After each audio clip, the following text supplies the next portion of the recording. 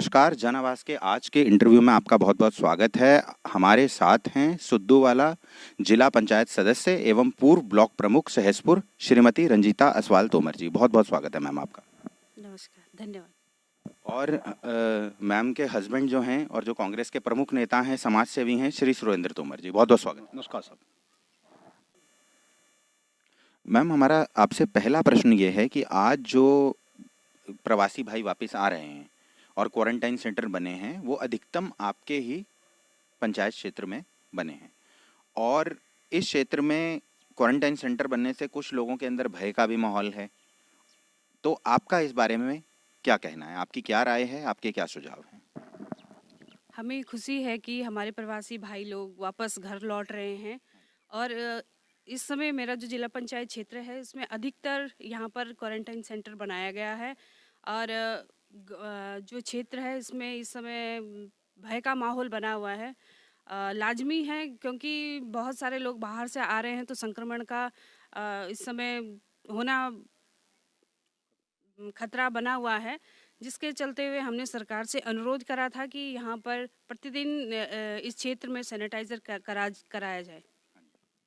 और हमारे साथ हैं मैम के हस्बैंड और यहाँ के कांग्रेस के प्रमुख नेता और समाज सेवी श्री सुरेंद्र तोमर जी। और आपसे मेरा यह प्रश्न है कि आपके फादर साहब भी श्री स्वर्गीय राजेंद्र तोमर जी भी पूर्व हमारे सहसपुर के प्रमुख रहे और इस नाते आप भी समाज सेवा में जुड़े रहते हैं। उनकी जो भी वोटर थे और जो जनता उनसे जुड़ी हुई थी उनकी सेवा में आप लगे रहते हैं। इस वक्त आपको क्या स्थिति लगती है? आपको क्या कोरोना के इस दौर में क्या विश्लेषण है आपका कि समस्याएं क्या हैं और उसके निदान क्या हैं? मैं अपने क्षेत्र की बात करूंगा। अब जिस क्षेत्र से मेरी पत्नी ब्लॉक प्रमुख रही है, जिस क्षेत्र से मेरी पत्नी आज जिला पंचायत सदस्य है, आज हमारा जिला पंचायत से सुद्दोवाला, इसमें अधिकांश पौंधा, कंढोली, विधोली, कांसवाली कोहली, डूंगा, मांडूवाला, नौगांव, सुद्दोवाला, झाझरा, धूलकोट, इनमें बहुत सारे शिक्षण संस्थान हैं और यहाँ पर बहुत दूर दूर से देश विदेश से बच्चे पढ़ने के लिए आते हैं और उन बच्चों को ठहराने के लिए कॉलेजों के माध्यम से, बहुत सारे लोगों के माध्यम से हॉस्टल्स का निर्माण कराया गया है।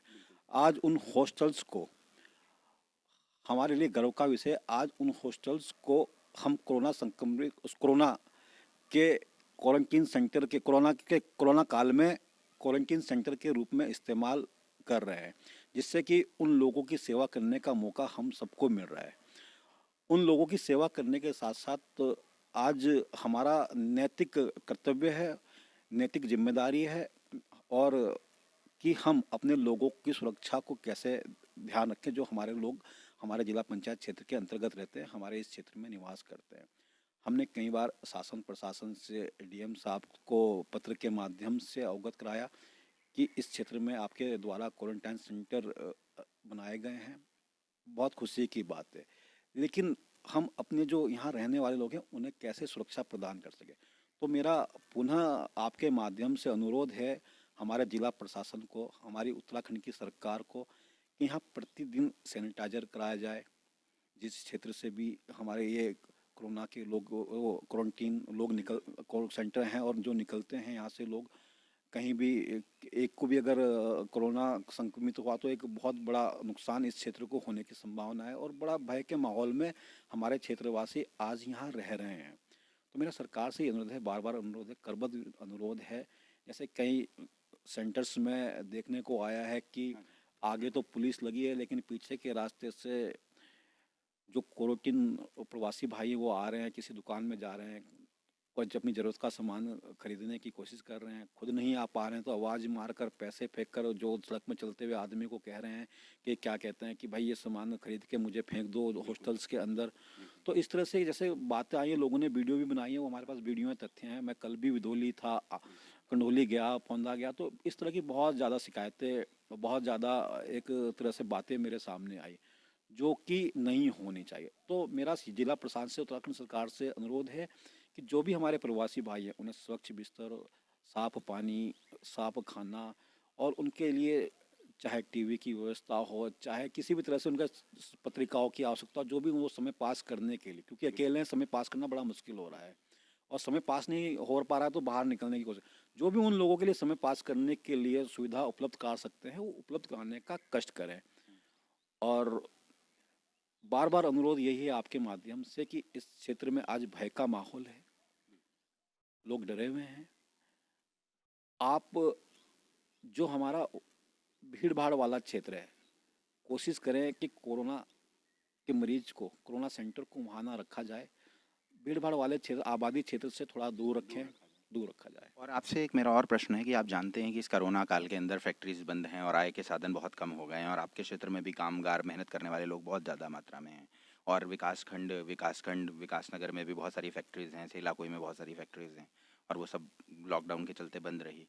तो आपका सरकार को क्या सुझाव है कि ये फैक्ट्रीज खोल दी जाएँ, छोटी कॉटेज इंडस्ट्रीज, गृह उद्योग खोल दिए जाएँ, क्या करें जिससे आय का साधन गरीब लोगों को मिल सके? बिल्कुल, आज कोरोना की वजह से सारी इंडस्ट्रियां बंद पड़ी हैं, जिससे कि हमारे हजारों हजारों लोग बेरोजगार हो गए हैं। मेरा मानना है, मेरा सरकार से अनुरोध है, कोरोना को देखते हुए, कोरोना के बचाव के अनुपालन करते हुए हम किन किन तरीकों से कोरोना का बचाव कर सकते हैं, सोशल डिस्टेंसिंग के माध्यम से, सैनिटाइजर्स के माध्यम से, नियमों के अनुसार बहुत कम लोगों को फैक्ट्री में बुलाकर, जिससे कि हमारे जो स्थानीय लोगों को रोजगार भी, उनका रोजगार भी चल सके, वो प्रतिदिन की अपनी आवश्यकताएं भी पूरी कर सके, और जो हमारे इंडस्ट्री के मालिक हैं, फैक्ट्री के मालिक, हमारे उद्यमी हैं, वह भी उनकी अपनी सैलरी निकाल सके, जो कर्मचारियों को देनी है, अपने जो नित्य प्रतिदिन के खर्चे निकाल सके। नियमों का पालन करवाते हुए फैक्ट्रियाँ खोलना मेरे हित में, जनहित में होगा, मेरे ख्याल से। और आप कुछ ऐसा भी चाहते हैं कि जैसे आप जानते हैं कि आपके कांग्रेस अध्यक्ष प्रीतम सिंह जी ने भी मांग की कि मनरेगा योजना को चालू कर दिया जाए या 8,000 10,000 रुपये लोगों के बैंक अकाउंट में डाले जाएं। आपकी क्या इस विषय में अपील है, क्योंकि आपका क्षेत्र ग्रामीण क्षेत्र है? बिल्कुल, मेरा क्षेत्र ग्रामीण क्षेत्र, और मेरी तो प्रमुखता से मांग है। कांग्रेस के समय में, कांग्रेस जब चुनाव में गई थी, पिछले चुनाव में लोकसभा के, तो उन्होंने एक न्याय योजना अपने घोषणा पत्र में रखी थी। आप आज अगर आप न्याय योजना को लागू करते हो, निश्चित रूप से पूरे देश के लोगों का बहुत भला होगा, बहुत फायदा होगा।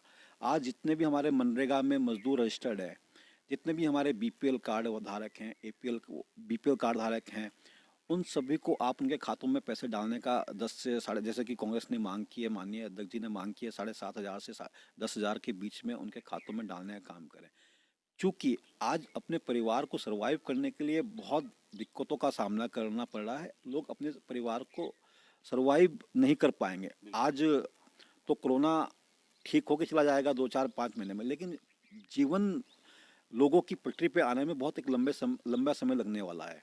तो मेरा अनुरोध सरकार से ये है, मनरेगा के दिन 100 से 200 करने का कष्ट करें।